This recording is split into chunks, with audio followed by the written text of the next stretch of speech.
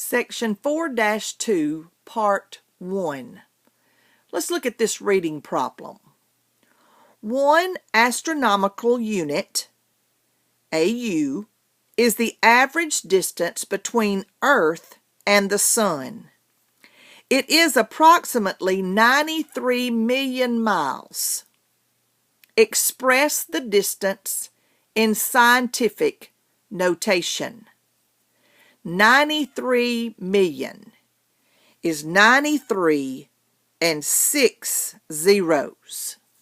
To express that in scientific notation, we will put our decimal right behind the first non-zero number, and you keep every number all the way down to the last number that is a non-zero number. So I keep the 9 and the 3, and that's my last non-zero number, and those are the only numbers that I keep on the first part of scientific notation.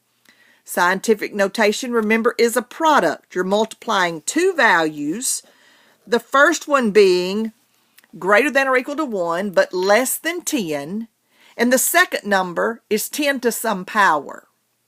Now, think about it. If your decimal's right here in the 9.3 in scientific notation, how many places do we need to move our decimal to the right so that it ends up at the back of this number?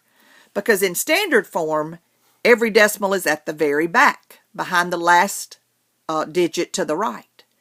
So how many places are we going to have to move our decimal? Let's count them. 1, 2, 3, 4, 5, 6, and 7. So I need an exponent of 7. So I have 9.3 times 10 to the 7th is the scientific notation of this problem. Now, I want to make sure that we all understand about our place values.